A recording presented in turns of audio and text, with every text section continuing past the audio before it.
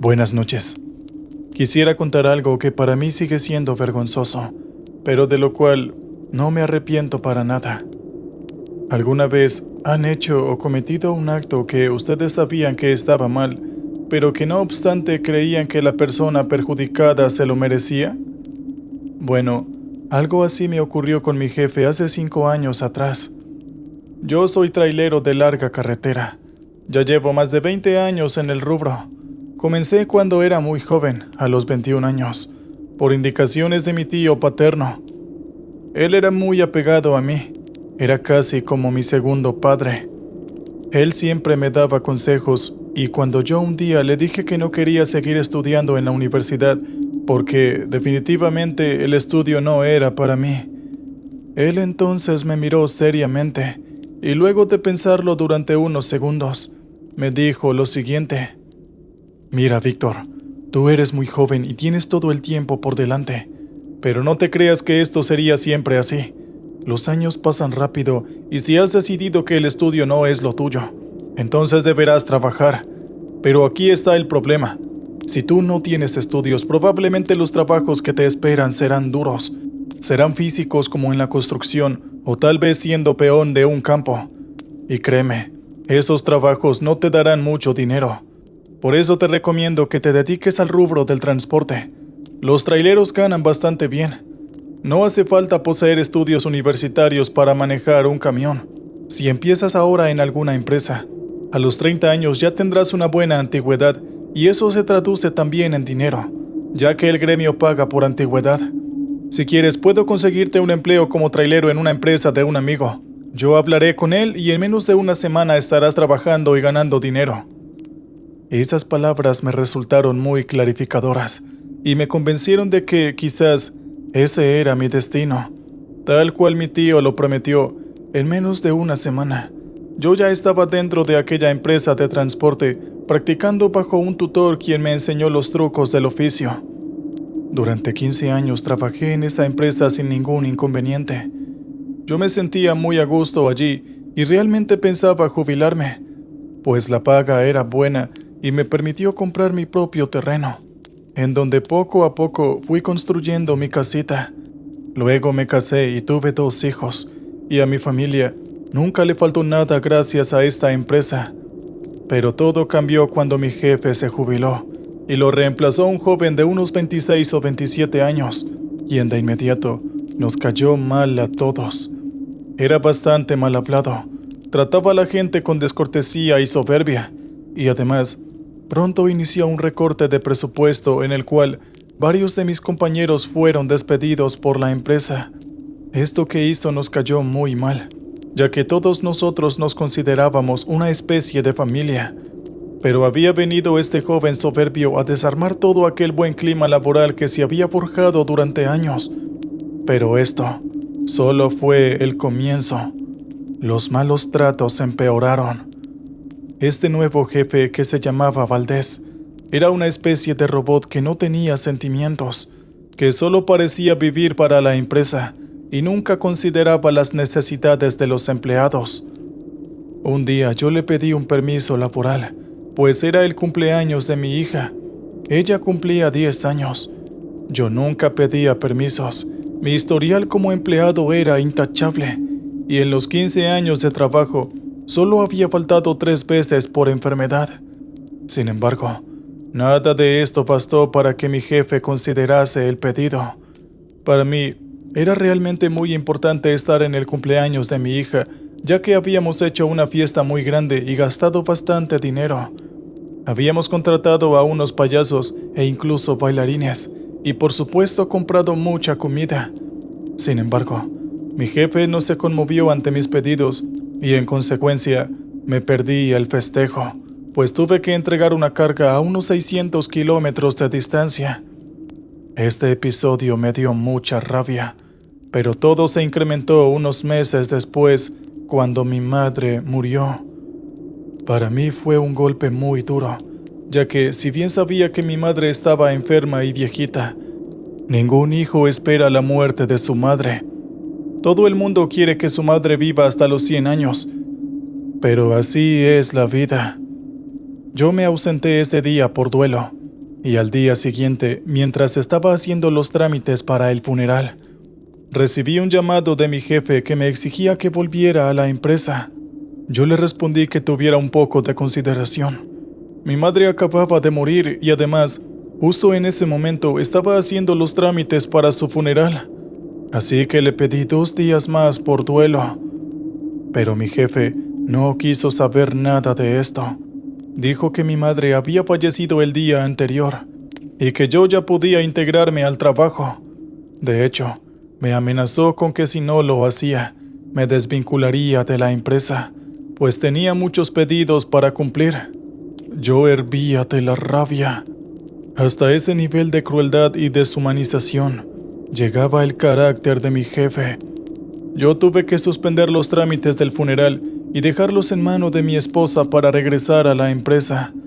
Ese día cumplí con mis tareas, con un semblante deprimido, tristeza e impotencia. A la noche, al regresar a casa, abracé a mi esposa y lloré por primera vez en muchos años. Al día siguiente yo llegué temprano a la empresa. Había solo 2 compañeros míos quienes estaban esperando las nuevas órdenes del jefe, quien aún no había llegado. Nos quedamos charlando un rato en la recepción de las oficinas. Mis compañeros estaban tan furiosos como yo, pues se habían enterado de la situación de mi madre. Entonces, uno de ellos, llamado Mario, dijo que teníamos que hacer algo con aquel ser miserable que se había transformado en nuestro jefe. A pesar del dolor y la rabia que sentía, nunca se me había pasado por la cabeza hacerle daño, y les dije a mis compañeros que no se me ocurría nada. En ese momento, Mario contó que tenía una tía que había muerto hace poco tiempo. Él fue a su casa, pues esa tía le había heredado algunos muebles. Entonces, en su baúl viejo, se encontró con una serie de libros que parecían de brujería.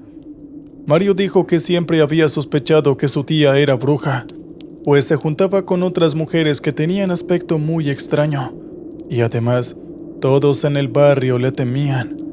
Su tía tenía un carácter muy fuerte y una mirada penetrante, y él estaba seguro de que esos libros los había utilizado varias veces en vida para realizar algún tipo de brujería.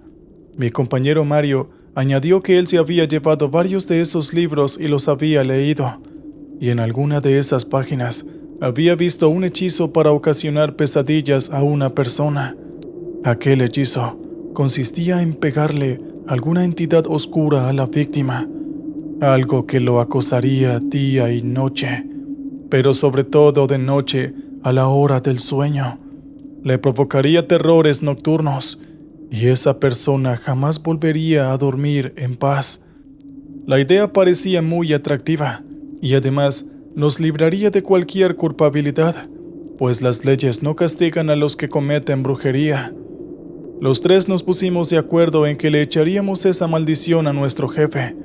Él se merecía el peor de los castigos, pues sin duda era una mala persona. Aquella misma noche nos reunimos en la casa de Mario. Él tenía su libro sobre una mesa. Por primera vez lo vi. Era un libro de aspecto muy antiguo, de tapas encuadernadas en una piel vieja y algo rugosa.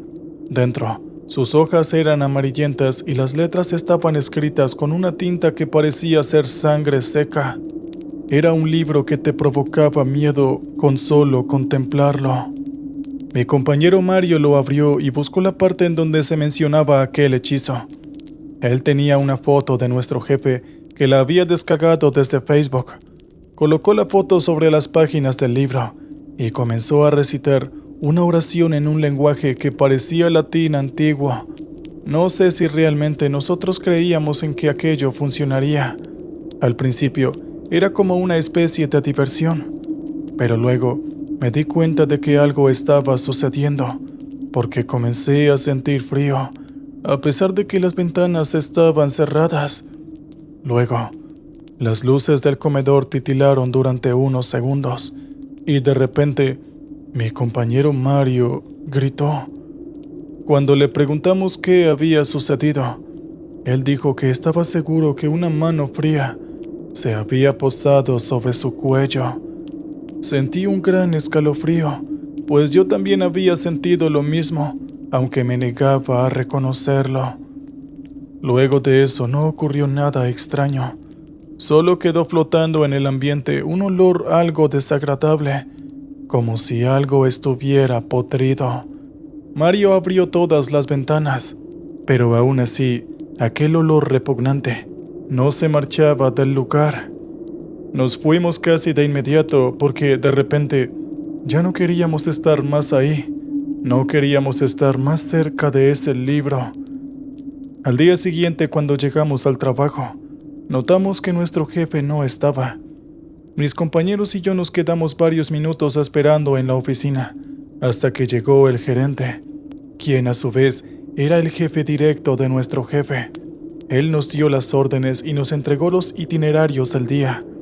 Cuando yo le pregunté dónde estaba nuestro jefe, el gerente desvió la mirada y dijo que había tenido algunos inconvenientes personales. Eso de por sí era un indicativo de que algo estaba sucediendo, pues nuestro jefe nunca faltaba al trabajo. Era un obsesivo de sus tareas y sabíamos que concurría a trabajar incluso estando enfermo. Ese día realicé mis tareas sobre mi camión como todos los días. Estuve bastante atareado entregando pedidos y descargando mercaderías en centros de distribución hasta que se hicieron las 7 de la tarde. Entonces regresé a la empresa. En el camino me crucé con Raúl, pero ni él ni yo dijimos nada al respecto. Al otro día, el proceso se repitió. En vez de nuestro jefe, llegó el gerente a encargarnos todas las tareas del día, y lo mismo al día siguiente y al siguiente. Ya para ese entonces, todos sabíamos que a nuestro jefe Valdés le había sucedido algo. Algunos decían que se había enfermado de COVID, otros que estaba en cama, víctima de un ataque depresivo. Pero tanto Raúl como Mario como yo sabíamos o creíamos saber lo que estaba ocurriendo. El hechizo había funcionado. De alguna forma lo hizo y ahora nuestro jefe estaba siendo víctima de aquel oscuro encantamiento. Pasaron otros 5 días y no había rastros del jefe. En cuanto al gerente, él parecía saber algo, pero no quería compartirnos nada, quizás porque temía invadir la intimidad del otro. Sin embargo, algunos días después, nos enteramos de que nuestro jefe había muerto. Esta noticia nos impactó a todos, pues no esperábamos algo así. Si bien el jefe era una persona desagradable y cruel, por supuesto que no queríamos hacerle daño. Solo buscábamos darle un escarmiento. Mario entonces me habló. Él dijo que se sentía bastante mal por lo que había sucedido.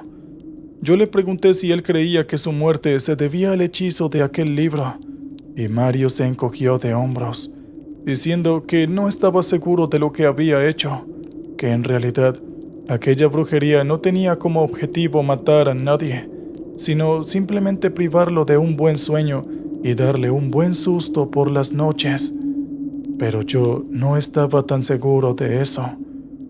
Al día siguiente, durante una pausa en el trabajo, me acerqué al cementerio donde sabía que iban a enterrar a mi jefe.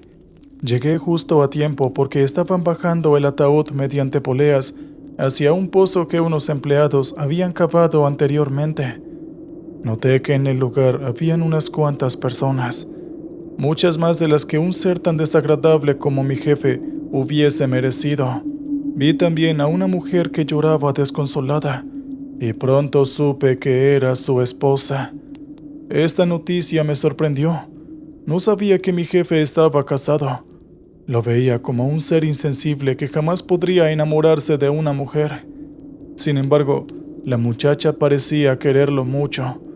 Yo le di mis condolencias y le dije que era uno de los empleados de su marido. Ella entonces asintió y creo que confió de inmediato en mí, porque me dijo unas palabras que me pusieron la piel de pollo. La empresa y los empleados eran muy importantes para mi marido, ¿sabes? Se la pasaba todo el día hablando de ustedes. Decía que eran empleados modelo y los quería mucho. Pero algo en los últimos días ocurrió. Tenía pesadillas por las noches y apenas dormía. Decía que algo lo estaba siguiendo, algo que se ocultaba entre las sombras y en los rincones de la habitación. Una noche, la última noche que lo vi vivo, él se despertó gritando, diciendo que había algo debajo de su cama. A mí me asustó muchísimo porque vi que sus ojos estaban aterrados. Entonces encendí la luz y le dije que ahí abajo no había nada. Pero él insistía. Parecía como un chico asustadizo. Yo jamás lo había visto así. Para convencerlo, tomé una linterna que él guardaba en la mesita de luz e iluminé por debajo de la cama. Pero ni aún así, él quería aceptar que abajo no había nada. Entonces fui a la cocina para traerle un poco de agua y en el camino de regreso escuché un grito horrible. Ese es el grito más aterrador que he escuchado en mi vida. Corrí inmediatamente hacia la habitación y entonces vi a mi marido sobre la cama, con los ojos abiertos y una expresión horrible en su cara. Ya había dejado de respirar. Yo le hice, o al menos intenté realizarle reanimación cardiopulmonar mientras llamaba al 911, pero su cuerpo nunca respondió, tampoco su corazón. Los médicos dijeron que fue un paro cardíaco fulminante. Luego de escuchar esas palabras, ya no pude estar más en el cementerio y me retiré. Ahora no tenía ninguna duda. Ya sabía que nosotros habíamos ocasionado la muerte de mi jefe. Le comuniqué estas palabras a Mario y a Raúl, pero ellos, quizás para evitar sentirse culpables, dijeron que solo había sido casualidad, y Mario sugirió que siguiésemos con nuestras vidas. Y créanme, eso intentamos hacer, por lo menos durante un tiempo, hasta que comenzaron a suceder cosas extrañas en la empresa. Para empezar, muchos de los empleados dijeron haber visto una sombra que caminaba en la que había sido el despacho del jefe, aunque cuando abrían la puerta, no había nadie adentro. También escuchamos voces y muchos dijeron haber notado la presencia del perfume que usaba el jefe, solo que, por supuesto, era imposible, ya que el patrón se encontraba a 3 metros bajo tierra. Luego de eso, las cosas se complicaron aún más. Un aire frío y bastante nauseabundo invadió el interior de la empresa. Las chicas de la limpieza se esmeraron en perfumar cada rincón, pero aún así, el olor se negaba a marcharse. Otra cosa que sucedía era que los camiones se arrancaban solos o comenzaban a titilar sus luces, pese a que en la cabina no había nadie. También se escuchaban bocinas que nos sobresaltaban en las horas menos esperadas. Lo peor de todo fue que Mario comenzó a decir que el jefe lo estaba siguiendo. Él veía una sombra por el rabillo del ojo, a veces también sobre su camión, justo en el asiento del acompañante. Varias veces giró la cabeza y vio a tiempo el rostro de nuestro jefe, que le sonreía de una manera muy maligna.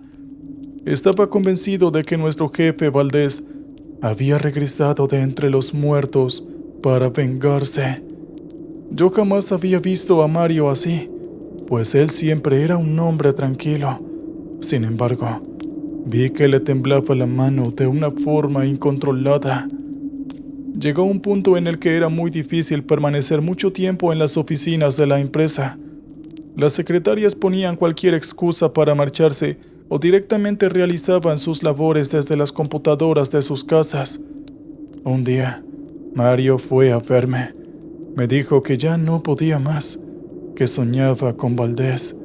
Él lo veía envuelto en una especie de nube negra que le tapaba parcialmente el rostro. Mario me dijo que creía que nuestro jefe aún estaba siendo aterrorizado por aquella entidad que le había dado muerte.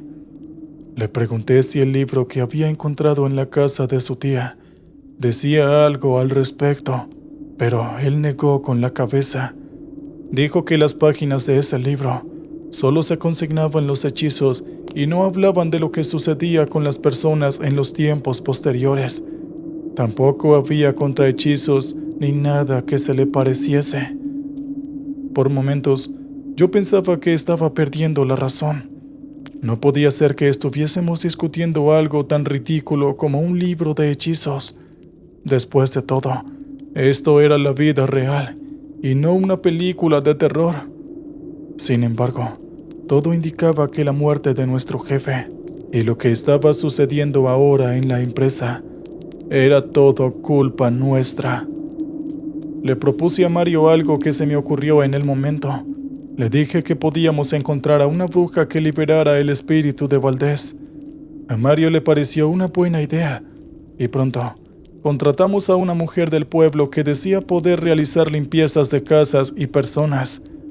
Lo primero que hizo esta mujer, que debía tener unos 50 años de edad, fue pedirnos dinero por sus servicios. Esto nos pareció sospechoso, pero realmente no sabíamos qué hacer porque la situación en la empresa se estaba complicando más y más. Con el tiempo, habían aparecido en las paredes un musgo y un olor desagradable. También habían muchas moscas y arañas, y en cada grieta del techo. Habían llamado a los fumigadores, pero los insectos volvían a aparecer al poco tiempo. La mujer ingresó a los edificios de la empresa y se detuvo en seco. Nosotros la miramos y pensábamos que estaba haciendo una especie de teatro. Sin embargo, poco tiempo después, su cuerpo comenzó a temblar y puso sus ojos en blanco. Yo nunca había visto algo así. Pensé que la mujer se había vuelto loca. Todos los empleados se acercaron y comprendieron de inmediato lo que estaba sucediendo. Algunos quisieron ayudar, pero entonces la mujer volvió en sí y dijo que allí dentro había un espíritu atormentado que estaba siendo esclavizado por un demonio del inframundo. Al escuchar estas palabras, Mario y yo nos miramos, pues no le habíamos dicho nada a esta mujer sobre el libro. Sin embargo, ella parecía describir perfectamente la situación de nuestro jefe. La mujer comenzó a recitar oraciones mientras se paseaba con un incienso en la mano. Dijo que aquel espíritu estaba atrapado en un limbo y que había que hacer un ritual de purificación sobre su tumba. Aquello parecía demasiado. Sin embargo, la mujer dijo que no nos preocupásemos, que ella iría al cementerio al día siguiente para realizar lo pertinente. Nos habíamos quedado muy susceptibles. Si quedaban dudas sobre lo que había ocurrido, sobre la verdad del poder de aquel libro, ya se había disipado por completo. Al día siguiente no tuvimos noticia de la mujer, y tampoco al otro. Mario la llamó al tercer día. Entonces se nos citó a su casa, que quedaba en el subsuelo de una galería comercial. La mujer dijo que debíamos ir nosotros también. Habló de un libro en particular y dijo que debíamos llevárselo. Nosotros nunca habíamos hablado de ningún libro. Nunca supimos cómo la mujer supo de su existencia. La cuestión es que Mario y yo concurrimos al local de la mujer ese mismo día. Mario llevó su libro y se lo mostró. La mujer observó interesada durante unos minutos. Finalmente, dijo que aquel libro era algo muy valioso, pero al mismo tiempo extremadamente peligroso, y que esto no podía estar en manos inexpertas como las nuestras. Ella incluso nos reprendió. Dijo que por culpa nuestra habíamos liberado a una entidad maligna, y estaba segura de que a causa de ello, ese hombre al que tanto detestábamos estaba muerto. Nos dijo que ese hombre estaba sufriendo y que no había podido hacer nada al respecto. Nos dijo que por el momento solo había alejado a las entidades de la empresa para protegernos. Y luego ella dijo algo que nos aterrorizó. Ese demonio y el alma de nuestro jefe eran una única entidad. Eran amo y siervo, dueño y esclavo, y ahora ambos estaban atados y sufrían y nos odiaban por ello. Dijo que si no realizaba este conjuro de protección, muy pronto nosotros también nos veríamos amenazados por ellos.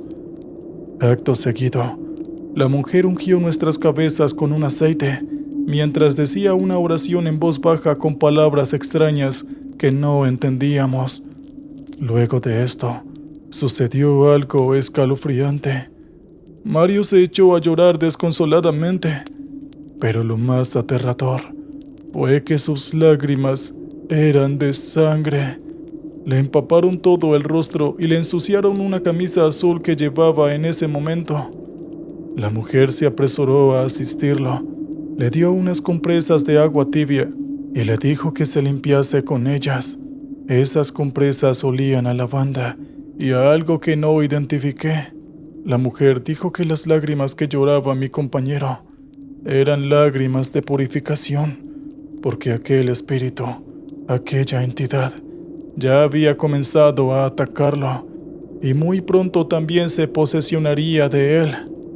La mujer nos dijo unas últimas palabras, que ella había llegado justo a tiempo. De lo contrario, pronto nosotros también estaríamos muertos. Mario le agradeció, no sabía qué decirle y le ofreció más dinero a cambio de sus servicios, pero la mujer lo rechazó, diciendo que su deuda ya estaba pagada. Solo nos dijo que le dejáramos el libro, porque en manos inexpertas como las nuestras, podría desatar realmente todo un caos. Nos dijo que iba a guardarlo en su biblioteca y buscaría la forma de destruirlo, porque, según ella, este libro no debía permanecer en ningún lugar, y de hecho, jamás debió haber existido.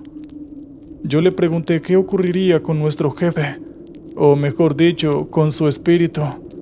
Entonces la mujer negó con la cabeza y dijo que no podía hacer nada para ayudarlo, que él ya estaba condenado y que probablemente sufriría hasta que Dios o algún otro ser supremo se apiadase de él. Ella dijo que, sin duda, el castigo que había pagado ese hombre por sus malos tratos a sus empleados había sido muy excesivo, y al final terminó con una reflexión, diciéndonos que todo hombre es bueno y malo a la vez. Todo hombre puede decidir cómo trata a los demás. El mal y el bien habitan en cada uno de nosotros, y podemos decidir qué puerta abrir y cuál no. Luego agregó que lo que habíamos hecho no tenía perdón alguno, puesto que habíamos matado a una persona y lo habíamos condenado al peor de los sufrimientos. Nos dijo que quizás no podríamos dormir por la culpa, pero que eso era algo que deberíamos resolver nosotros. En lo que a mí respecta, sentí un poco de lástima por nuestro jefe Valdés. Quizás, como dijo aquella mujer, su castigo resultó excesivo, pero también, como dijo ella, él pudo haber sido más amable con nosotros, menos cruel, menos soberbio, pero él jamás pareció arrepentido de sus actos. Quizás ustedes me odien por lo que voy a decir, pero es lo que yo realmente siento. Tal vez ahora el alma de Valdés siga sufriendo en este momento en el mismísimo infierno, pero eso es algo que no me preocupa para nada. ¿Qué tal, oyentes? Espero hayan disfrutado del relato anterior. Muy bien, ahora vamos con el siguiente. Buenas noches. Me llamo Armando Suárez. Tengo 45 años y soy camionero desde que tenía 32. No quería contar esta historia porque me hace sentir un tanto incómodo, pero un amigo me convenció y aquí estoy. Normalmente siempre hago la misma ruta, pues mi trabajo consiste en llevar mercancías a una bodega de la empresa desde el punto de fabricación. Nunca he entendido por qué la fábrica queda tan lejos de la bodega, pero la verdad no es que importe. Yo solo hago mi trabajo. Si les dijera que todos mis viajes han gozado de normalidad, estaría mintiéndoles. La verdad es que no recuerdo el último viaje en el que no pasó nada, y todo ocurre extrañamente cuando paso por el kilómetro 333. La razón de esto es que escucho voces extrañas por la radio. Nunca entiendo lo que dicen, pero lo extraño es que desde hace un buen tiempo, la radio del camión ha estado averiada. No funciona para nada, y ni siquiera debería poder encenderse. Pero siempre pasa aquello cuando paso por aquel punto. La verdad, nunca he querido que la arreglen, pues si las cosas son así con la radio dañada, no me imagino cómo sería si estuviera totalmente funcional. Hace unos 2 años, cuando tuve mis vacaciones, dejé instrucciones claras expresas de que no repararan la radio. 2 semanas después, cuando llegué, resultó que habían comprado una nueva. Mi jefe se reía diciéndome que ellos habían hecho lo que estaba en mi nota. Esto les pareció una broma graciosísima a todos en la oficina, pero a mí no. Lo único que me preguntara era qué es lo que iba a suceder una vez que llegara al kilómetro 333. No pude hacer nada más que respirar profundo y conducir.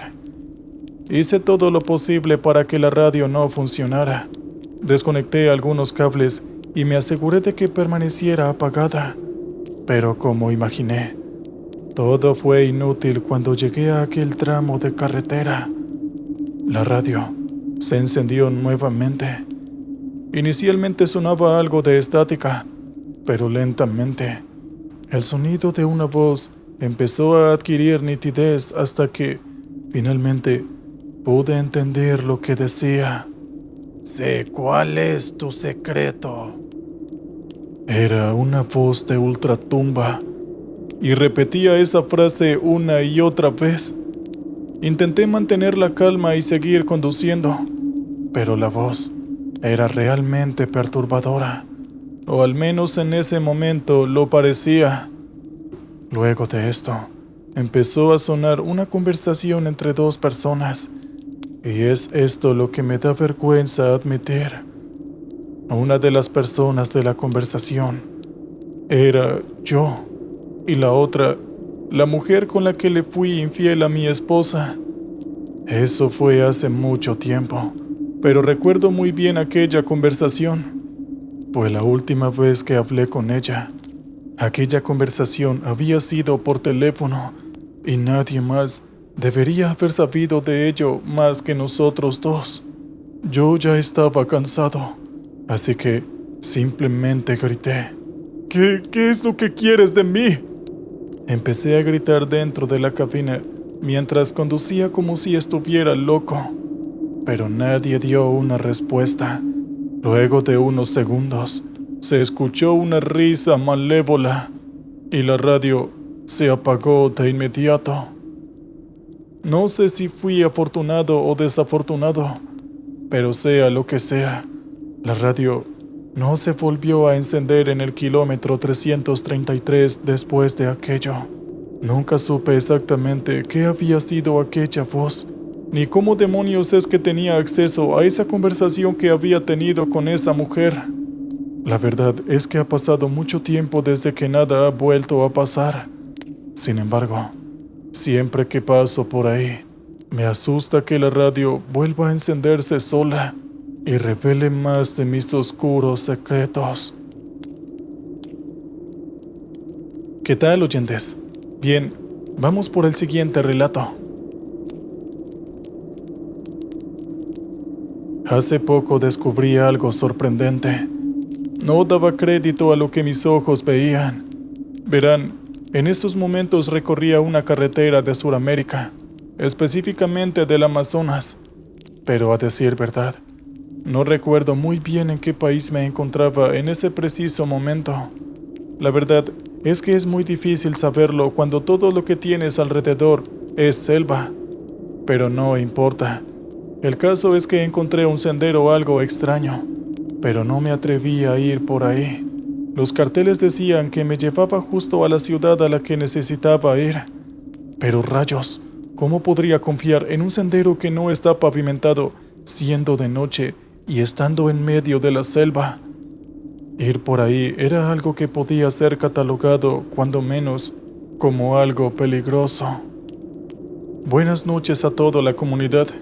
Me llamo Raúl. Tengo aproximadamente 35 años y soy camionero desde hace 5. Y como dije, en esta ocasión quiero contarles algo sorprendente. Como venía diciendo, ese camino que apareció de la nada se veía bastante peligroso, y fue por eso que seguí el camino de forma normal por la carretera, aunque me tomara 3 días de camino. Y eso lo hice obviamente por precaución. Como dicen por ahí, la seguridad es primero. Sin embargo, una media hora después, volví a encontrarme con un sendero parecido. Pensé que había sido una especie de déjà vu, y seguí conduciendo sin darle mucha importancia, aunque esa vez me vi aún más tentado que la primera a seguirlo. Pensaba que por ahí podría acortar más camino. Sin embargo, borré ese pensamiento de mi mente y seguí adelante por un buen rato, cuando de pronto, un sendero extrañamente parecido a los anteriores 2 volvió a aparecer por la carretera. Este sendero prometía acortar la distancia hasta la ciudad, y debido a que ya llevaba tantas horas manejando, esta vez se me hizo irresistible. Podría parecer un tanto sospechoso, pero la verdad es que ya tenía bastante sueño, y en ese punto parecía una muy buena idea acortar camino. Pensaba que me las arreglaría si algo malo ocurría. El sendero no estaba pavimentado, pero estaba señalizado de forma correcta. Sin embargo, era algo estrecho. Solo cabía mi camión. Lo peor de todo ocurrió justo después de un rato, pues un camión de igual tamaño que estaba adelante empezó a estorbar.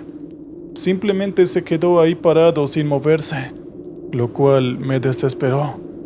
Yo empecé a tocar el claxon de forma un tanto desesperante.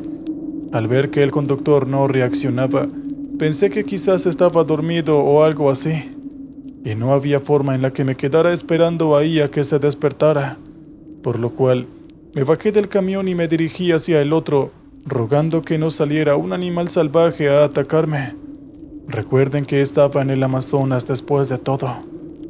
A medida que veía el dichoso camión, me daba la impresión de que estaba abandonado, puesto que tenía las 4 ruedas sin aire y el metal se veía bastante oxidado.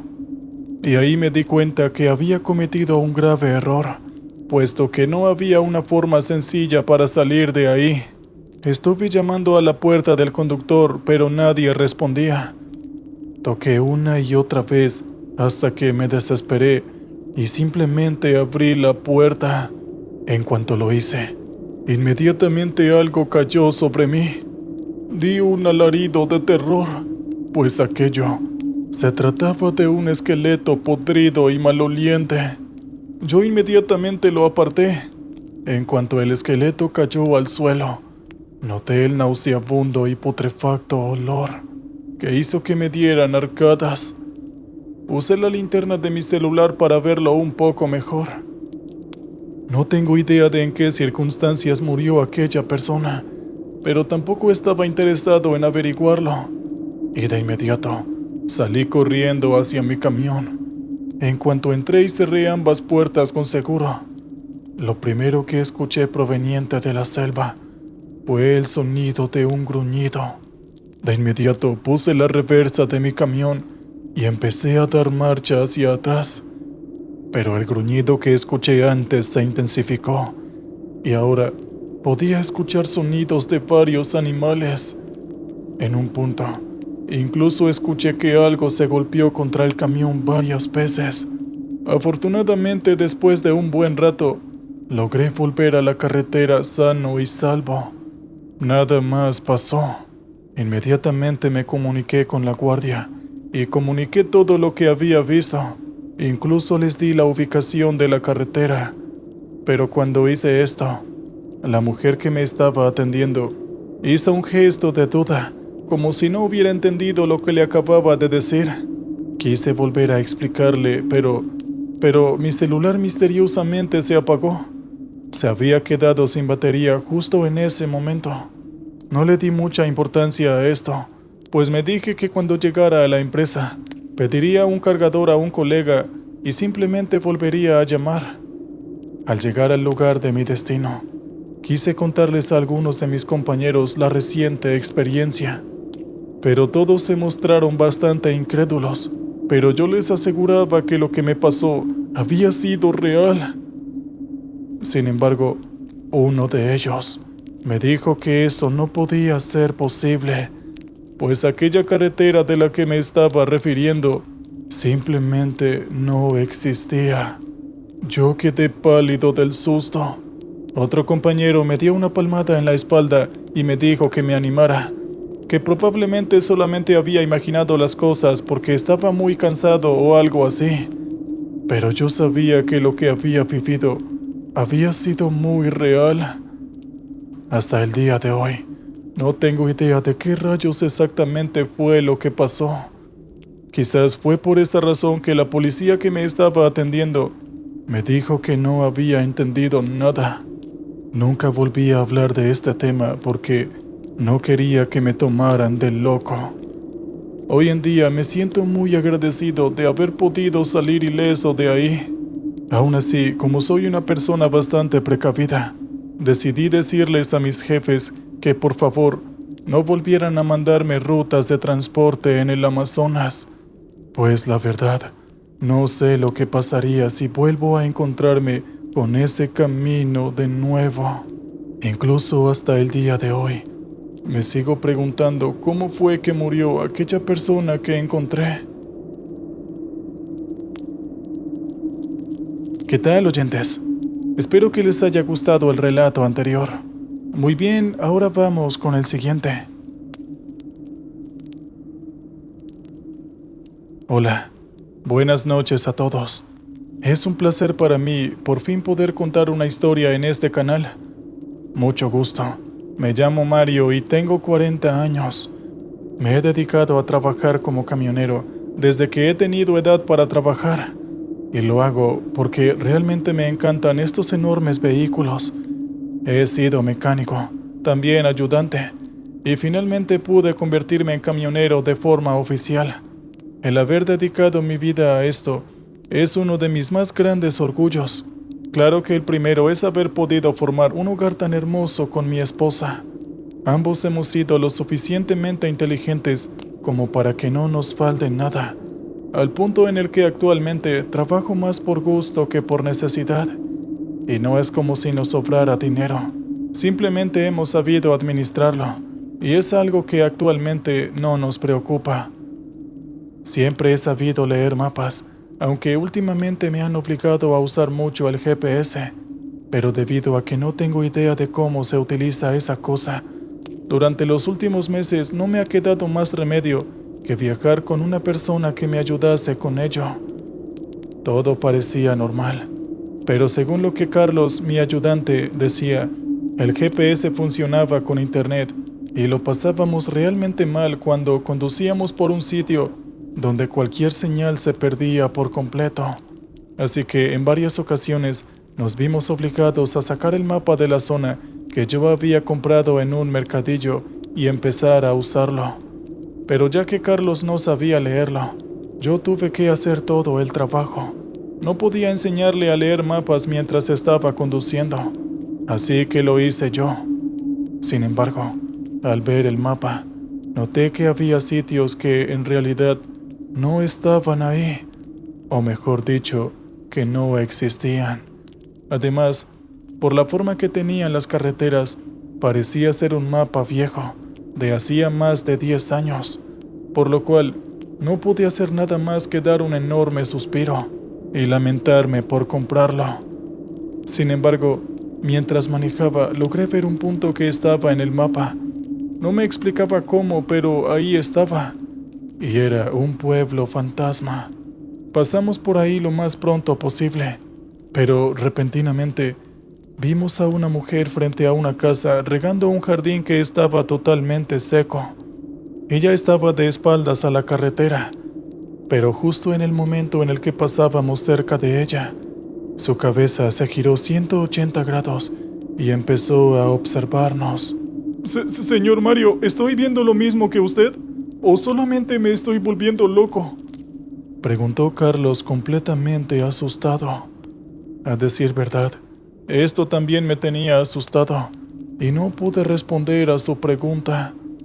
La mujer nos dio la bienvenida con un tono escalofriante, lo cual simplemente hizo que me llenara aún más de terror y pisara el acelerador a fondo. Recuerdo que Carlos estaba diciéndome algo, pero no lo escuché. Yo simplemente estaba enfocado en abandonar ese pueblo fantasma lo antes posible. No sé cuánto exactamente nos demoramos en salir de ahí, pero en cuanto lo hicimos, la señal del GPS empezó a funcionar de nuevo. ¿Y saben qué? Fue en ese momento en el que dejé de confiar en los mapas, así que tomé y lo tiré por la ventana, y le dije a Carlos que me enseñara cómo usar el GPS. Tal vez fue una decisión algo radical no volver a confiar en los mapas, lo sé, pero no pienso permitir que algo así vuelva a sucederme. Vivo una vida pacífica y tranquila, y espero que sea así hasta el día de mi muerte.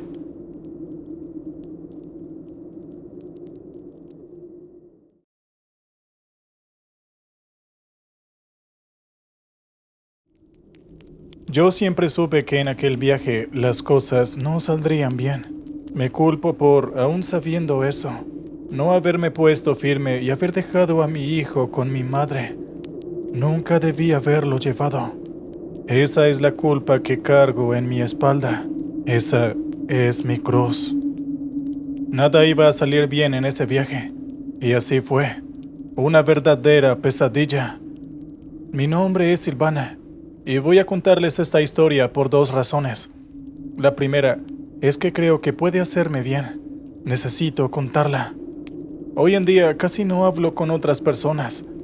Y la segunda es porque creo que quizás pueda servirles. De alguna forma es como una advertencia para saber en dónde no hay que meterse. Yo tenía 36 años, mi hijo Martín 8. Ricardo, mi esposo, se llamaba a sí mismo un hombre de negocios, pero la realidad es que no le gustaba el trabajo y prefería pasar cada día buscando negocios de poca monta. Compraventas, muchas veces turbias, con tal de no tomar un empleo estable. Llevábamos meses peleando.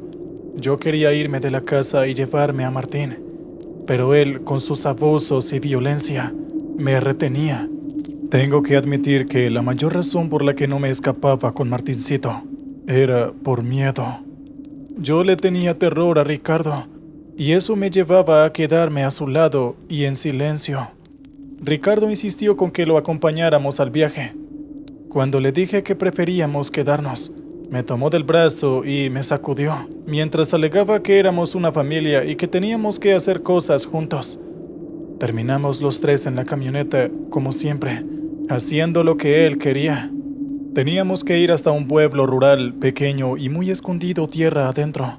Supuestamente, Ricardo tenía un contacto allí que le vendería unos neumáticos nuevos de extraña procedencia, que luego, por supuesto, él revendería. Se supone que iba a ser un negocio exitoso. Yo ya estaba acostumbrada a que ninguna de esas transacciones saliera como él decía, y terminábamos siempre sobreviviendo gracias a lo que yo podía juntar en los turnos que cubría en la farmacia. El viaje fue un verdadero padecimiento, como siempre. Hacía muchísimo calor. El aire acondicionado de la camioneta estaba averiado hace ya bastantes semanas. Martincito no aguantaba. Se quejaba constantemente del calor y cada 5 minutos pedía agua y preguntaba cuánto faltaba para llegar. Ricardo se puso de mal humor, y a los pocos kilómetros ya estábamos enroscados entre las discusiones y los llantos de Martín. Anduvimos por 2 carreteras, y luego desembocamos en un camino de tierra que estaba en un pésimo estado, lleno de pozos, grietas y huellas marcadas en el barro. Pajonales resecos y amarillentos flaqueaban el camino. El pueblo era poco más que un par de casas desordenadas que no seguían trazado alguno de calles.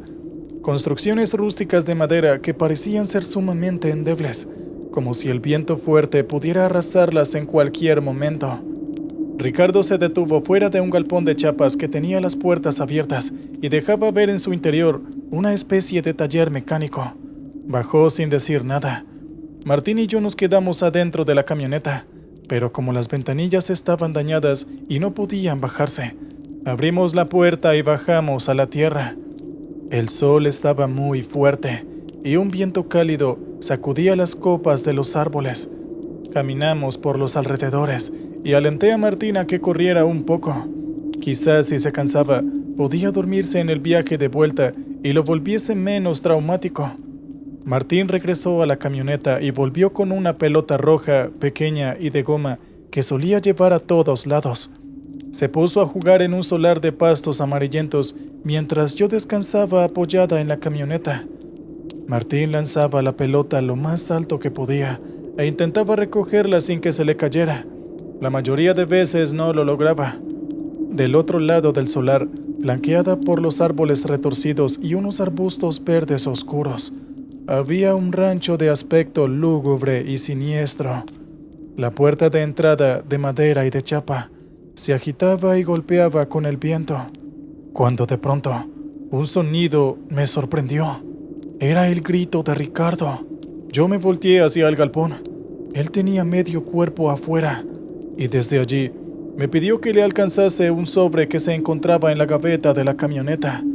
Me incliné dentro y encontré el sobre entre un montón de papeles. Creo que contenía dinero. Crucé la calle de tierra caminando a buen paso. Cuando llegué al taller, la mano sudorosa de Ricardo me quitó el sobre de las manos y desapareció dentro.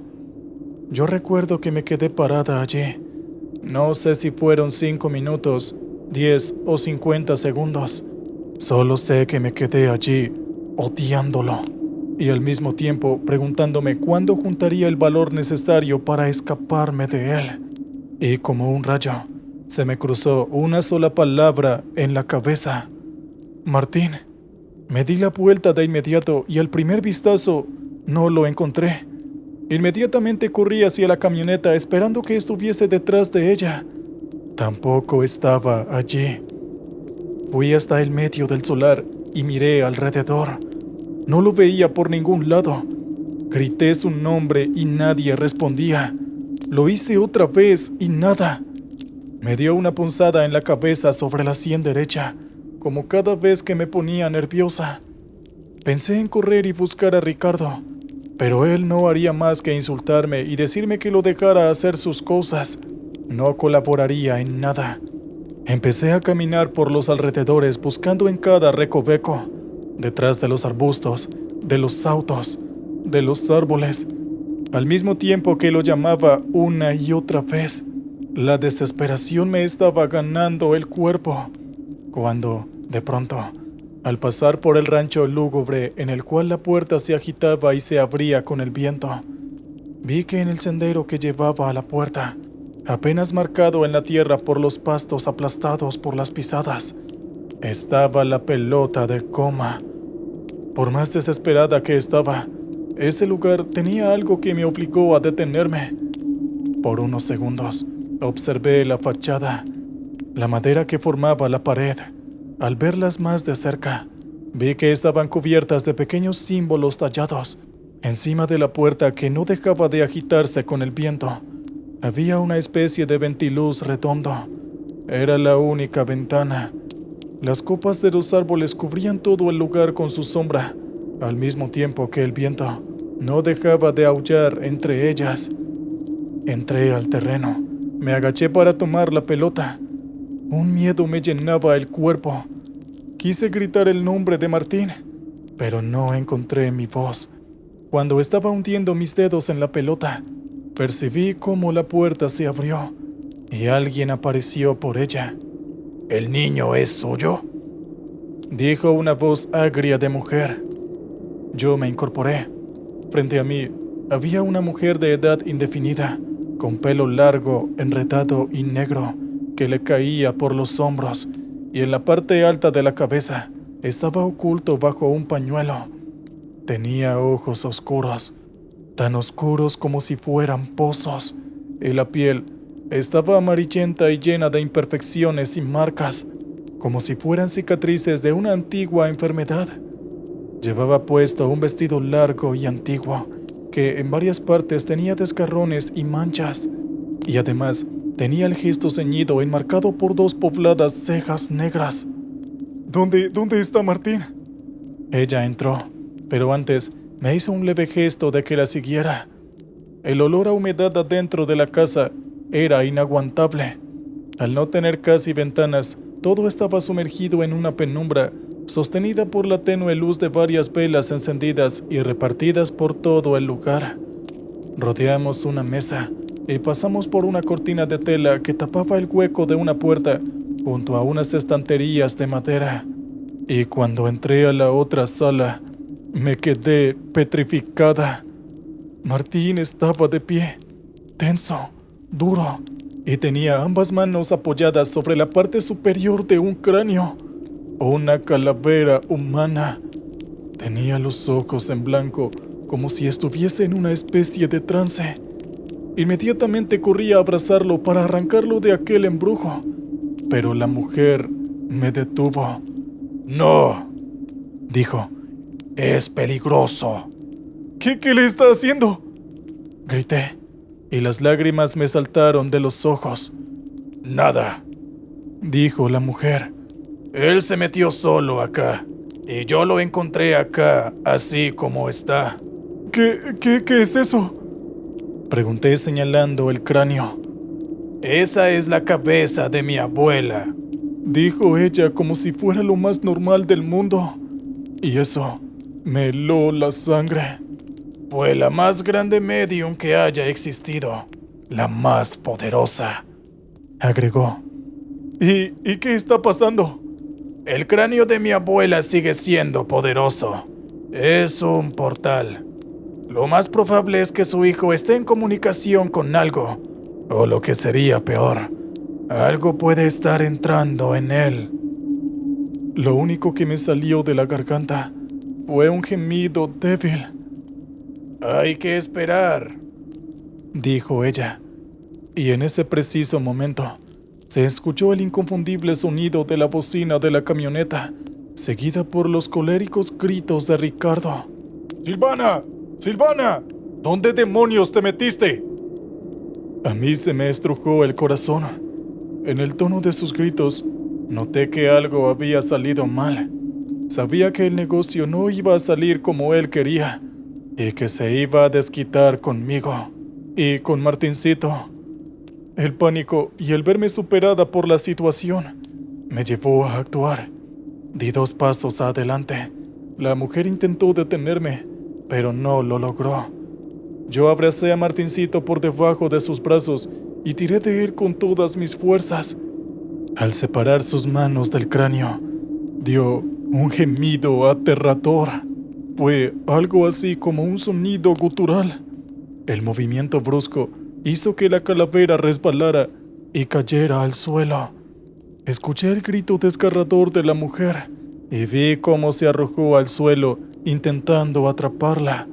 Por el ruido que escuché a mi espalda mientras corría hacia la puerta, creo que no lo logró. Ricardo estaba de pie junto a la puerta abierta del lado del conductor. Metía un brazo adentro y tocaba con brusquedad la bocina. Cuando me vio, me insultó de arriba a abajo sin importarle que estuviésemos en la calle y que cualquiera pudiese escuchar, como hacía siempre. Yo no necesité nada más para darme cuenta de que estaba en lo cierto, y la transacción había fracasado. Esta vez, en vez de sentar a Martín, entré en medio de los dos. Lo ubiqué contra la ventanilla para que Ricardo no lo viera con facilidad. Martín estaba pálido. En su piel, en sus músculos, perduraba una tirantes antinatural. Sus pupilas marrones habían regresado, pero su mirada estaba perdida en el frente. Llegamos al atardecer cuando el sol caía. Dije que Martín no se sentía bien y lo recosté en su cama. Le tomé la fiebre y estaba normal. Ricardo, sentado frente al televisor, empezó a beber como cada noche, una botella de cerveza tras otra. Yo me dormí junto a Martín. Él no dejaba de mirar al techo. Desperté 1 hora después y él seguía igual. Recé a su lado y bajé a buscar un vaso de agua. Fui una tonta. Debí suponer qué pasaría. Ricardo, que para esa altura ya estaba consumadamente borracho, ni bien me vio empezó a insultarme, y cuando pasé cerca de él, me tomó con fuerza de la muñeca. Yo intenté resistirme y eso lo enfureció más. Seguido de eso me golpeó el rostro y luego en el estómago. Me derribó haciéndome sangrar la cabeza al golpearme con una mesa baja y me dio 3 patadas. Se detuvo solo porque estaba tan gordo que se agitaba enseguida. Confusa, con dolor por todo el cuerpo y todavía aturdida, vi en la escalera una figura quieta que nos observaba. Conseguí arrastrarme hasta la escalera. Me incorporé con la ayuda de la baranda. Tomé a Martín por los hombros y lo guié hacia arriba. Él respiraba muy rápido y agitado. Ricardo ya había abierto otra botella y volvía a desplomarse en el sillón. Entre lágrimas, volví a dormirme en la angosta cama de Martín, no sin antes pedirle a Dios que no se preocupara por mis heridas, sino que ayudara a Martín, fuese lo que le estaba pasando. Desperté producto de un ruido, de la repetición del mismo. Era un golpe seco en una superficie húmeda, como si fuera un chapoteo. Cuando acomodé mi confusa cabeza, me di cuenta de que era la madrugada y de que estaba en la cama de Martín y estaba sola. Me levanté. El sonido venía desde abajo. Yo bajé despacio por las escaleras, tan asustada como preocupada por Martín. La sala estaba a oscuras, pero la luz del televisor aún encendido teñía todo de azul eléctrico. Y fue ahí cuando lo vi. Martín levantaba el bate de béisbol que le había regalado un tío para su cumpleaños y lo fajaba con todas sus fuerzas contra el cráneo de su padre. Yo reconocí a Ricardo por su ropa y por el contexto, porque si hubiese tenido que hacerlo por su rostro, hubiese sido imposible. Donde antes había estado su cara, ahora había un amasijo de carne y deformidad, provocada por una infinidad de certeros golpes. Los ojos de Martín estaban en blanco. Me acerqué despacio, temerosa de que no me reconociera y me atacara. Pero cuando lo sujeté por los hombros, él se detuvo. Yo contuve una arcada frente a la impresionante imagen y lo guié despacio hacia la escalera. Cuando subió el primer escalón, se dio la vuelta y, por primera vez desde el incidente con la calavera, volví a ver su mirada habitual, sus ojos amistosos y somnolientes. Intentó decirme algo, pero la fatiga lo venció y prácticamente cayó desmayado en mis brazos. Yo lo llevé hasta su cama y por primera vez en horas lo vi descansar. Yo bajé y estuve hasta bien pasada el amanecer limpiando el desastre que había quedado abajo. El sol fuerte del mediodía me despertó. Estaba vestida, transpirada, tumbada en la cama en la cual hasta el día anterior había compartido con Ricardo. Inmediatamente pensé en Martín. Corrí hacia la escalera. Cuando pasé por la sala intenté evitar con la mirada el bulto negro de bolsas de residuos encintados que contenía el cadáver deformado de mi esposo. Subí las escaleras con el recuerdo en la mente de que lo último que había visto en el rostro de Martín era su hermosa mirada. Quizás todo habría terminado y aquello que se le había metido dentro ya no estaba más. Las sábanas estaban revueltas, pero la cama estaba vacía. Lo busqué por toda la casa sin poder hallarlo. Lo llamaba constantemente, pero sin gritar demasiado. No me parecía una gran idea llamar la atención de los vecinos, y fue ahí cuando escuché un ruido en el patio trasero, y allí lo encontré. La imagen aquella me sigue asolando por las noches, en las más terribles de mis pesadillas. Martín estaba de rodillas sobre el pasto. Tenía los dedos de la mano y la boca manchada de un color rojo oscuro y espeso.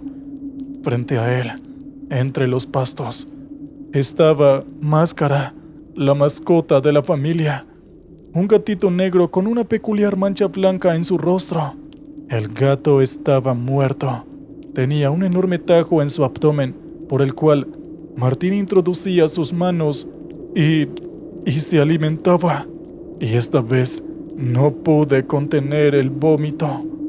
Por la tarde, después de enterrar el cuerpo de Ricardo en el patio trasero, junto a los restos de Máscara, y constatar que Martincito no había sufrido ningún tipo de mejora, lo subí a la camioneta y partimos hacia el maldito pueblo para encontrar a aquella mujer e intentar buscar una solución definitiva.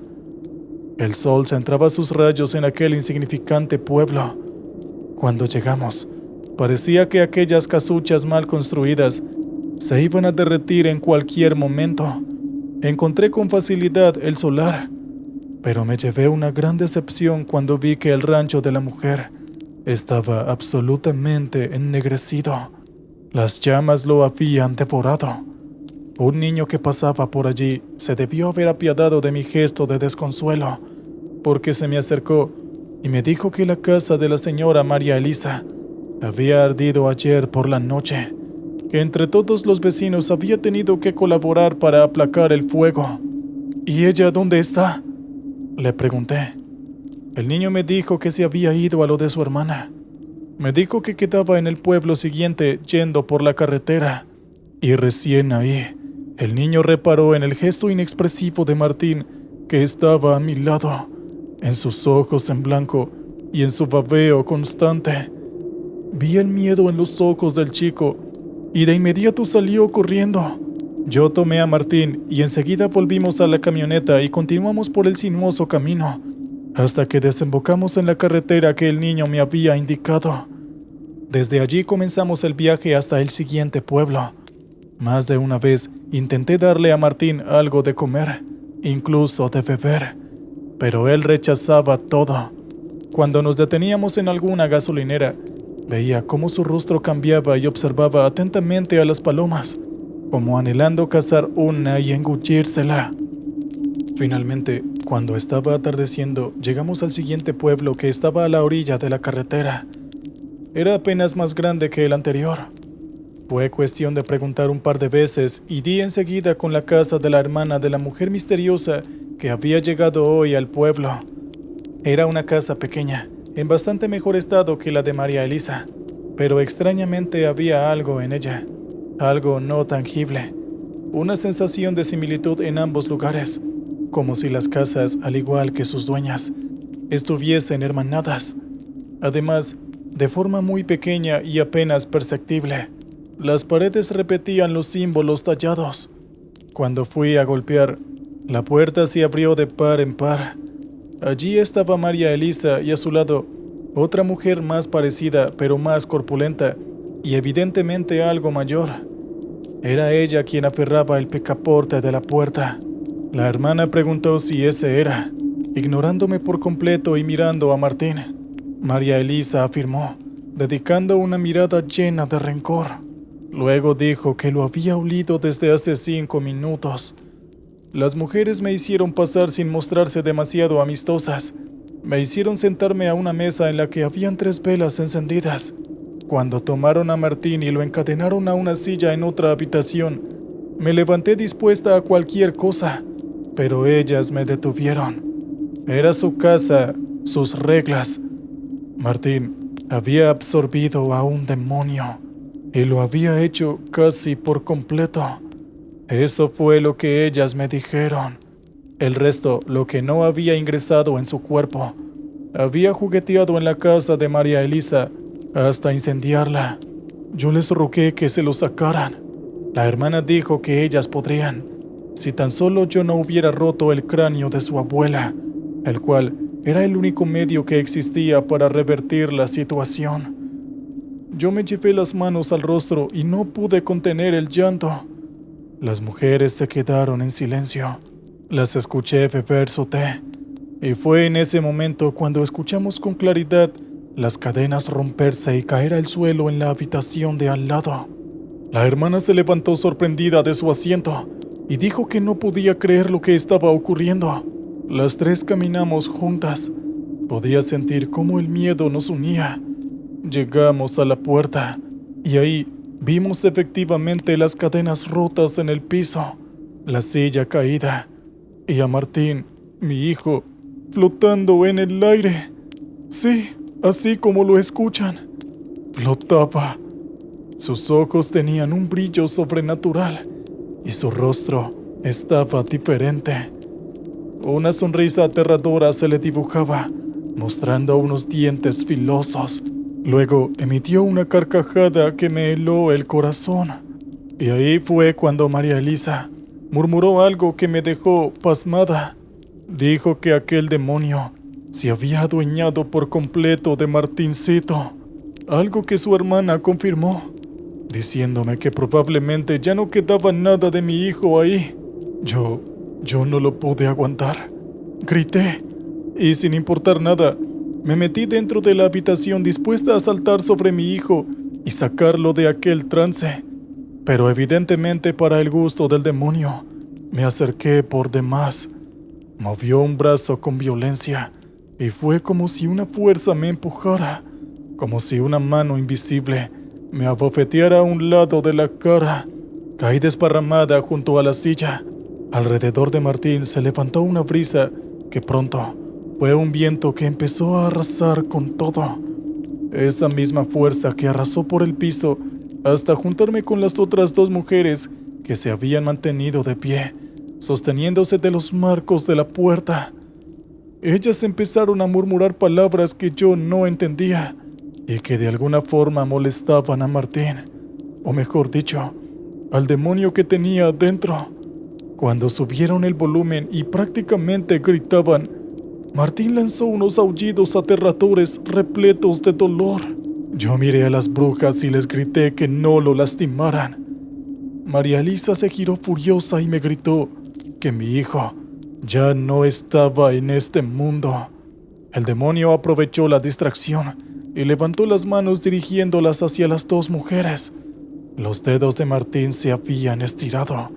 Sus uñas habían crecido y eran prácticamente como garras. Y de inmediato, las dos hermanas fueron levantadas en el aire. Era como si Martín las estuviese tomando por el cuello, asfixiándolas. La fuerza del viento a su alrededor continuaba en aumento. Vi cómo su piel cambiaba de tono, se oscurecía por partes y otros lados parecían enverdecer. La casa podía colapsar en cualquier momento. María Elisa y Mercedes luchaban infructuosamente por quitarse del cuello unas garras que en verdad no existían. Yo apenas podía mantenerme en pie, aferrada a la pared, y de repente, casi como si fuera una revelación, recordé las palabras de aquellas dos mujeres. Martincito había absorbido casi la totalidad de aquel demonio, pero un resto había quedado suelto. Es decir, que si el 100% del demonio no estaba dentro de Martín, quizás todavía podía haber una pequeña parte de mi hijo resistiéndose, una pequeña parte que me escuchase.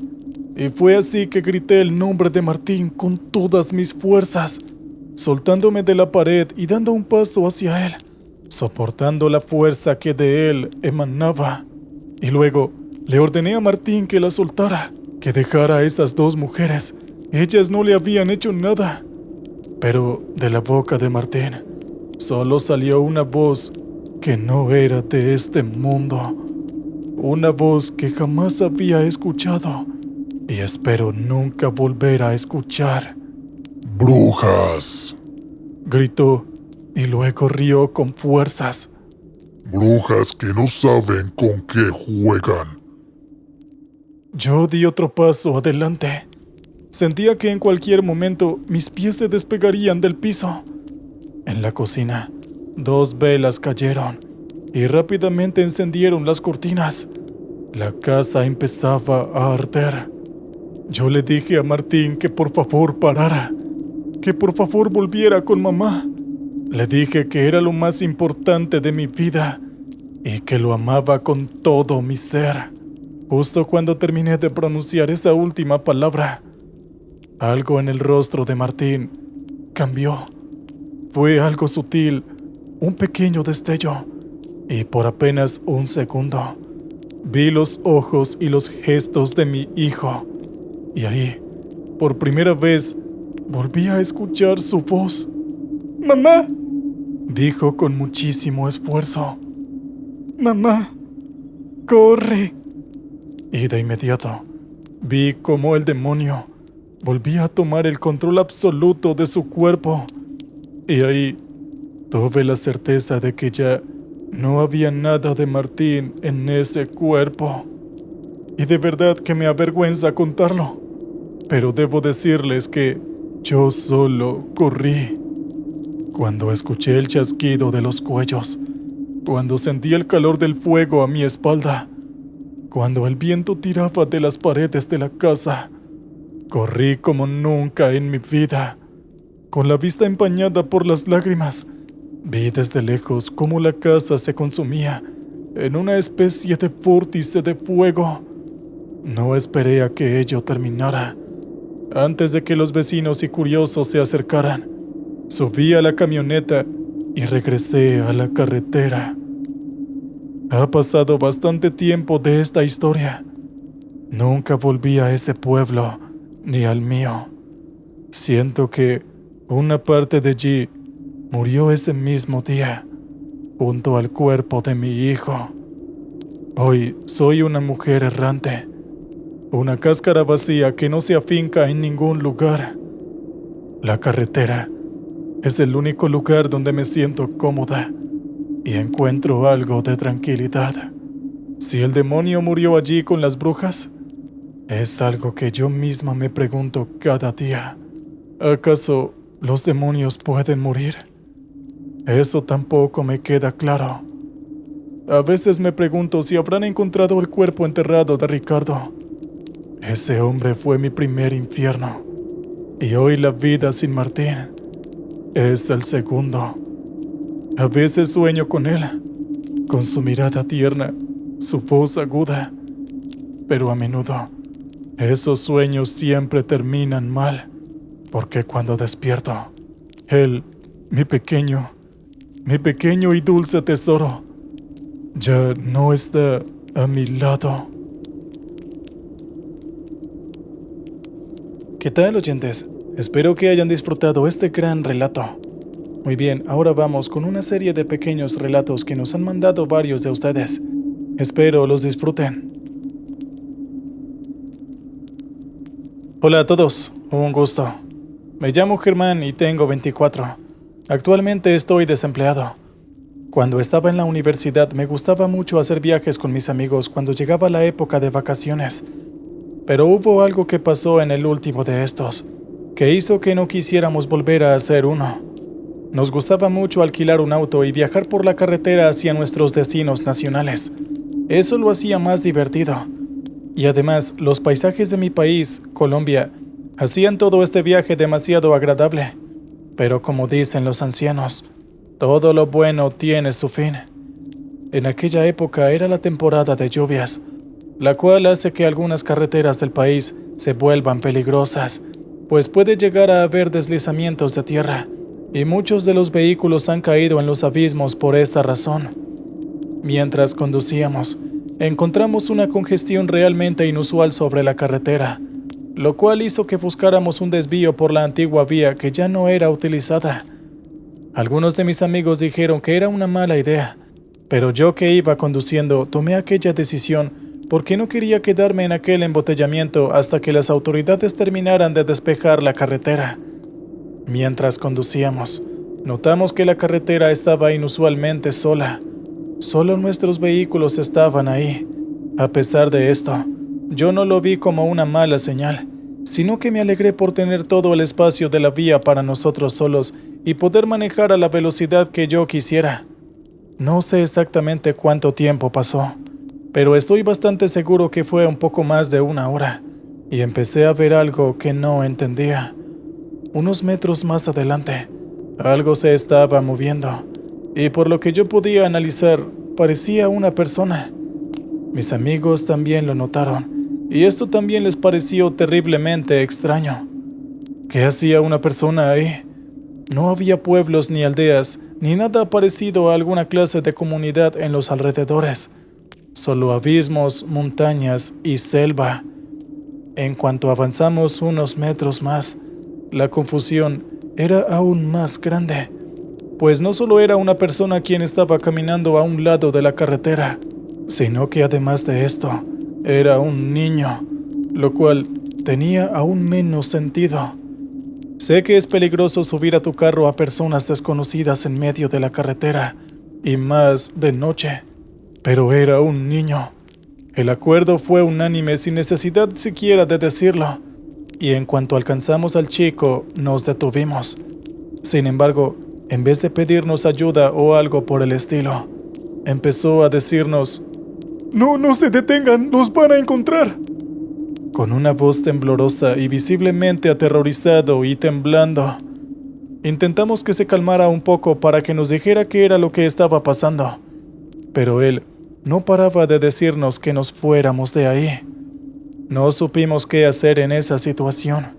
El chico estaba totalmente solo, y no parecía que sus padres o algún tutor estuviera por ahí, así que hicimos lo que nos pareció más sensato en ese momento: llevarlo con nosotros en el carro hasta la comisaría más cercana.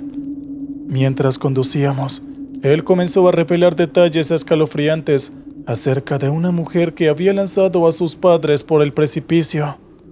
Considerando la ropa rota y los raspones que tenía en su piel, no dudamos en que quizás intentaron robarles o algo parecido. Yo estaba conduciendo más lento, pues con un niño en el carro las cosas cambian, y justo en ese momento empezamos a escuchar los gritos de una mujer. Y con esto, el niño en el carro empezó diciendo: ¡Es ella! ¡Es ella! Justo en ese momento, uno de los neumáticos explotó y yo perdí el control del auto. Afortunadamente logré recuperarlo antes de que cayera por el abismo. Creo que no necesito describir lo nerviosos que nos sentíamos en ese momento. Yo iba a bajarme para revisar qué había pasado, y el niño me sujetó del brazo y prácticamente me suplicó que no me fuera. «Lo mismo les pasó a mis padres», dijo él, lo cual nos puso a todos alerta. Intentamos llamar a emergencias, pero fue inútil. No había señal de ningún tipo, ni siquiera de una radio. Todo estaba totalmente muerto. Y justo en ese momento, en medio de la oscuridad, escuchamos pasos muy finos, pero al mismo tiempo de forma muy clara. El niño empezó a llorar, y yo les puse seguro a todas las puertas. No había nada más que pudiera hacer, sino rezar para que no nos pasara nada. Unos cuantos segundos pasaron, y luego empezamos a escuchar golpes y arañazos en el auto, mientras que constantemente escuchábamos ensordecedores gritos. Esto ocurrió toda la noche, pero créanme, no era una situación en la que pudiéramos estar calmados, y más aún cuando ni siquiera podíamos ver quién era la persona que lo estaba haciendo. En un momento, uno de los vidrios se rompió, y el niño dijo que algo lo había tomado del brazo, pero nuevamente no pudimos ver nada. En cuanto el sol subió, todo esto se detuvo, y finalmente la señal de los celulares regresó, así que pudimos llamar a emergencias, y afortunadamente la situación no escaló a más. En cuanto al niño, después de que se fue con las autoridades, no volvimos a saber nada de él. Solo espero que ahora se encuentre bien, esté donde esté. ¿Qué tal, oyentes? Espero que les haya gustado el relato anterior. Muy bien, ahora vamos con el siguiente. Hola, muchas gracias por recibir mi relato, y a quienes están escuchando esto, les deseo una feliz noche. Tengo 38 años y actualmente estoy totalmente dedicada a mi hogar. Para que no haya malentendidos, aclararé que me encanta ser un ama de casa. En fin, la historia que vengo a contarles me ocurrió durante unas vacaciones. A mi esposo y a mí nos encantaba salir de viaje durante sus vacaciones del trabajo, y fue una costumbre que no hicimos de lado ni siquiera cuando tuvimos a nuestros 2 hermosos hijos. Mi esposo hace que sus vacaciones coincidan con las de los niños, y siempre vamos a un sitio distinto. A veces vamos en avión, pero en esta ocasión queríamos que el viaje fuera lo más memorable posible, así que nos fuimos en el auto directo hacia la playa. En el camino no pudimos resistirnos cuando vimos un parque de diversiones, lo que causó que nos retrasáramos varias horas y tuviéramos que conducir de noche para llegar al hotel. Pero eso no nos importó, pues los niños estaban totalmente felices. Mientras mi esposo conducía, Tomás, mi hijo mayor, que para esas épocas tenía apenas unos 8 años, empezó a decirme que estaba viendo unas figuras moverse en la plantación de caña de azúcar, que estaba a un lado de la carretera. Mi esposo empezó a reírse, pero Alexandra, que tenía unos 5 años en ese entonces, también empezó a decirme que estaba viendo figuras extrañas moverse en esa plantación. Miguel, mi esposo, y yo simplemente lo tomamos como una pequeña broma que querían gastarnos nuestros hijos, por lo que inicialmente ni siquiera pusimos atención y simplemente seguimos riéndonos. Sin embargo, el tiempo pasaba y ellos seguían diciendo lo mismo. Esto empezó a ser algo preocupante, así que miré hacia donde me estaban diciendo los niños, y para mi sorpresa, lo que mis hijos decían efectivamente estaba ahí. Habían unas figuras extrañas que parecían moverse de forma anormal. Estas figuras parecían inofensivas, pero había algo que me decía que no lo eran. No sé si fue mi instinto maternal o algo así, pero la situación no me daba buena espina, y más cuando caí en cuenta que estábamos totalmente solos en la carretera. Inmediatamente llamé la atención de mi esposo y le dije que acelerara de inmediato. Él me preguntó qué estaba pasando. Yo de alguna forma fui más insistente y le dije que no había tiempo para explicarle, que simplemente lo hiciera. Afortunadamente mi esposo me escuchó y pisó el acelerador a fondo. Yo me fijé en la parte de afuera. De alguna forma, parecía como si esas misteriosas criaturas nos estuvieran siguiendo. Y a pesar de que en ese momento íbamos realmente rápido, cuando menos lo esperamos, el auto repentinamente se apagó. Cuando nos detuvimos, mi esposo se bajó del auto para revisar el motor, aun cuando le dije que no lo hiciera. De repente, empezamos a escuchar risas un tanto escalofriantes desde todas las direcciones. Mi esposo volvió a meterse al auto un tanto agitado y lleno de preocupación, me dijo que había algo afuera. Él hizo el intento de encender el motor una y otra vez, mientras que a cada segundo escuchábamos cómo esas risas se hacían más fuertes. Mis hijos empezaron a llorar mientras se cubrían los oídos, y yo ya estaba totalmente dispuesta a llamar a la policía o a emergencias. Pero afortunadamente, y cuando menos lo esperaba, el auto volvió a encender. Inmediatamente mi esposo pisó el acelerador a fondo y salimos de ahí lo más pronto posible. Nunca supimos exactamente qué eran esas figuras extrañas que vimos mis hijos y yo, y mucho menos quién hacía aquellas risas. Al final, continuamos con nuestro viaje, y lo que pasó aquella noche es algo de lo que no hablamos en casa. Muy bien, oyentes, vamos con el siguiente relato de esta noche. Hola a todos. Un saludo a toda la comunidad. He escuchado algunas historias que cuentan por aquí y la verdad es que me gustan mucho. Espero que la mía pueda gustarles también y que además sirva de advertencia para que lo que me pasó a mí no llegue a pasarle a nadie más. Usualmente viajo mucho, ya que donde trabajo soy supervisor y debo estar al pendiente de lo que pasa en varios de los establecimientos que la compañía tiene a lo largo del país. En aquella ocasión, ya siendo de noche, me sentía con la energía realmente agotada. Tenía mucho sueño e incluso estaba conduciendo despacio para no sufrir algún accidente. Podía haber tomado alguna bebida energética, o un café o algo por el estilo, pero ya había optado por esto durante todo el día.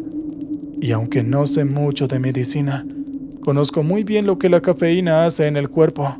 Si tomaba más, no solo tendría problemas para dormirme en cuanto llegara al hotel, sino que podría ponerme en riesgo de sufrir algún problema cardíaco. Sin más opción, seguí conduciendo hasta que no pude soportar las ganas de orinar.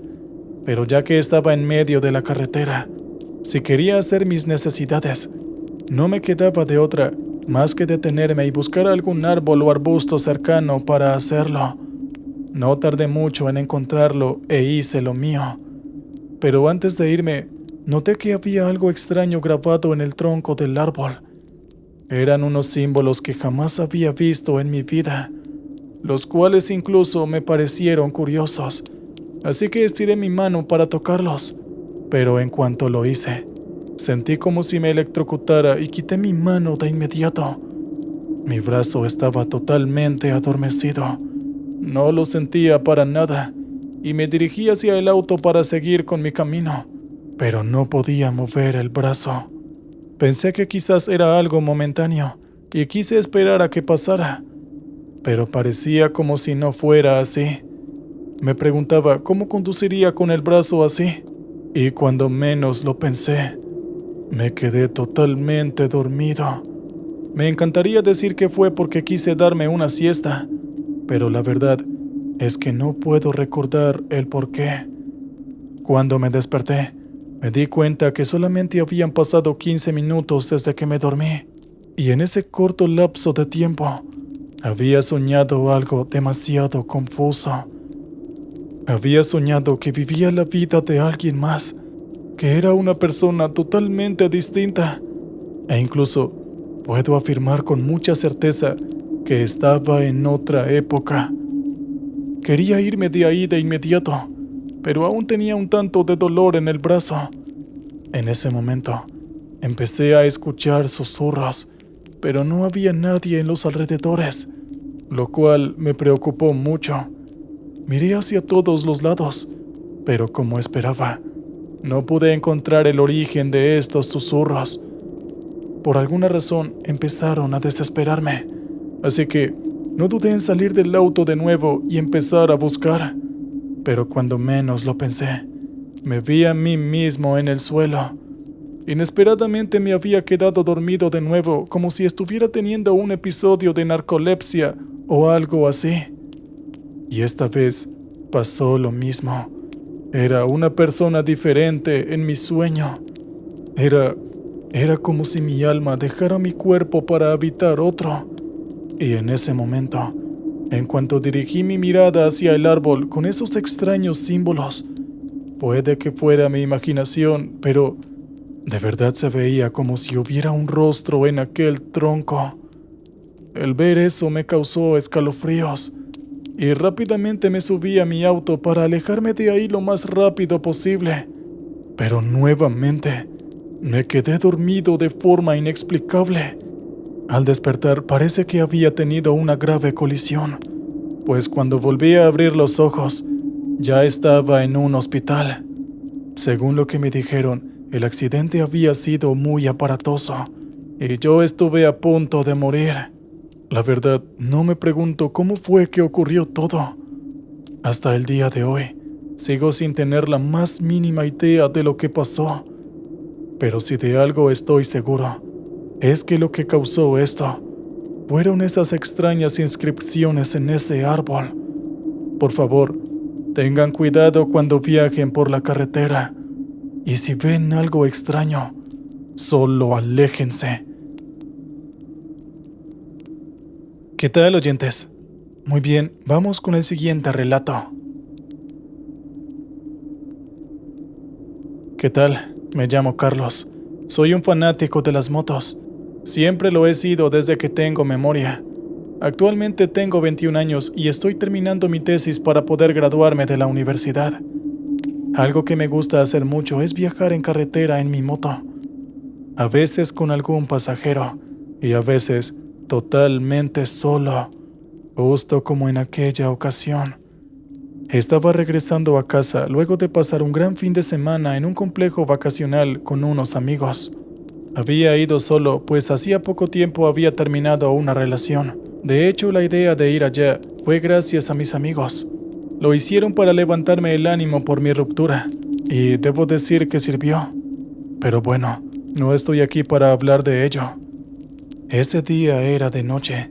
Siempre me ha gustado conducir de noche, y esa vez no había sido la excepción. De repente, empecé a sentir un peso extra, como si estuviera llevando a algún pasajero. Inicialmente pensé que era mi nostalgia entrando en acción, pues ya estaba demasiado acostumbrado a sentir el peso de mi pareja mientras conducía. Sin embargo, lentamente me di cuenta que lo que menos pensaba en ese momento era que estuviera nostálgico. A pesar de lo rápido que iba, podía escuchar claramente la respiración de otra persona. Era como si me hubiera respirado en el cuello. Pensé que probablemente había sido algún insecto que estaba caminándome encima o algo así. De hecho, me detuve y lo comprobé. Pero no era eso. Pensé que quizás estaba un poco cansado y sobrepensando las cosas. Pero en cuanto volví a conducir, las cosas solamente empeoraron, pues ahora no solo sentía aquel peso extra como si estuviera llevando a otra persona, sino que sentía muchísimo más peso y me costaba demasiado esfuerzo conducir con normalidad. Tuve que pasar por algunos sitios algo elevados y me sorprendía demasiado que una motocicleta con un cilindraje de 250 centímetros cúbicos apenas si pudiera ascender por una pendiente con baja inclinación. Sabía que incluso con una motocicleta de 110 centímetros cúbicos la hubiera subido con facilidad. Así que lo más lógico que pensé es que algo le había ocurrido al motor. Me detuve y aunque no tenía las herramientas para hacer una revisión, hice todos los diagnósticos que pude. Inesperadamente todo parecía en orden.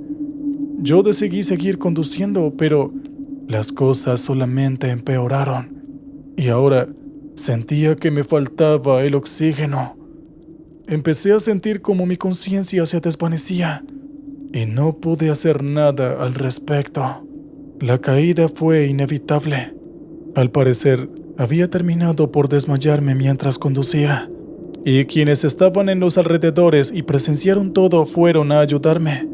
Un anciano que había acudido en mi ayuda me susurró algo al oído que hizo que me pasmara. «Te están haciendo brujería, muchacho. Ten mucho cuidado». Luego de esto simplemente se fue, pero parecía como si nadie hubiera sido consciente de la existencia de aquel sujeto, además de mí. Obviamente su advertencia me asustó mucho. Afortunadamente el accidente no fue grave, solo terminé con lesiones menores. Sin embargo, hasta el día de hoy, nada extraño ha vuelto a pasarme, e incluso he podido seguir viajando con normalidad. Solo espero que las advertencias de ese anciano hayan sido una mala broma.